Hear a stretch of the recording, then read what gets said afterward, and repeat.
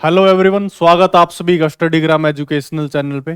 तो देखो, जितने भी कैंडिडेट ना ग्रुप डी के, उनके लिए बहुत बड़ी गुड न्यूज है। काफी सारे टाइम से ये कैंडिडेट वेट कर रहे हैं। जितने भी कैंडिडेट है जिनका सिलेक्शन नहीं हुआ था, उनके लिए गुड न्यूज है। वो गुड न्यूज डिस्कस करूंगा मैं। तो सबसे पहले जितने भी नए कैंडिडेट हैं वो टेलीग्राम और व्हाट्सएप ग्रुप को ज्वाइन कर लें। जो भी लेटेस्ट अपडेट है, जैसे अभी जो आज केस की अपडेट थी वो भी मैंने ग्रुप में डाल दी थी, तो आपको कहीं पे भी पैनिक में होने की जरूरत नहीं पड़ेगी। तो वहां से डायरेक्ट आपको अपडेट मिल जाएगी। और मैंने 80+ की एक सीरीज बनाई थी, आप वो सीरीज भी देख सकते हैं, बहुत हेल्पफुल रहेगी आपको। ठीक है, तो देखो जो इंपॉर्टेंट अपडेट है वो क्या निकल के आई है। तो ये नोटिस देखना, ये नोटिस आज का है 4 जुलाई 2024। ठीक है ना। कॉमन कैडर जितने भी ग्रुप डी में कैंडिडेट हैं जो वेट कर रहे थे नई भर्तियों का, तो ये नई भर्ती के लिए आपकी एक गुड न्यूज है, रिक्विजिशन। ठीक है ना। तो किस चीज के बारे में है, वन बाय वन देख लेते हैं। Regarding sending fresh requisition for vacant common cadre group D post. ठीक है ना। ये चीज नोट करने की है कि फ्रेश रिक्विजिशन, भाई आप सभी को पता है 13,000 के अराउंड वैकेंसियां अभी चली हुई हैं जिनकी प्रोसेस है ऑनगोइंग।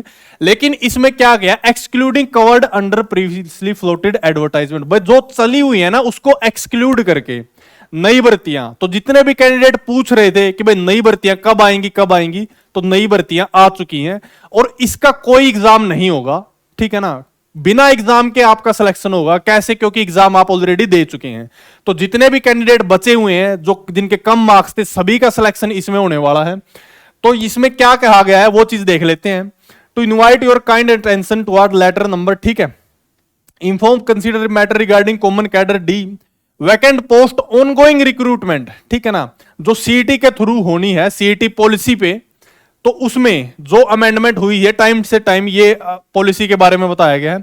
तो कहां पे ये जो देखो, जो अलग अलग डिपार्टमेंट की नोडल अथॉरिटी होती है ना, उसकी ये मेल होती है। तो यहां पे मांगी गई है बकायदा, यहां पे क्या फॉर्मेट भी दिया गया है, डिपार्टमेंट का नेम, टोटल सैंक्शन पोस्ट जो एचआरएमएस में और वैकेंट है और फ्रेश रिक्विजिशन। ठीक है ना। यहां पे रिमार्क्स, तो एक चीज देखने वाली है, यहां पे टोटल सैंक्शन पोस्ट भी मांग ली गई है। ठीक है ना।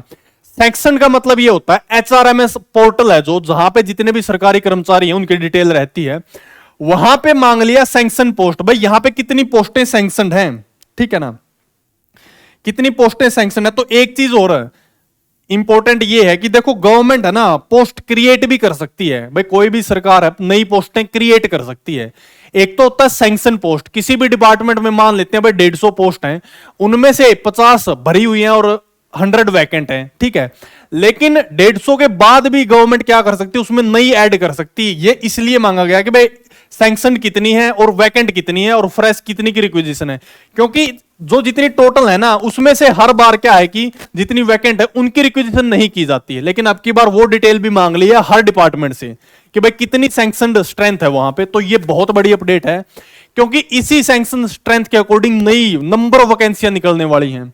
तो वो वैकेंसियां हो सकता है 5K भी निकल सकती हैं, 7K या फिर 10K से ज्यादा भी निकल सकती हैं ये सारी की सारी वैकेंसियां। एक चीज आपको पता होनी बहुत जरूरी है, जितनी भी पहली जो 2018 की भर्तियां थी उसमें से भी बहुत कैंडिडेट छोड़ के चले गए हैं।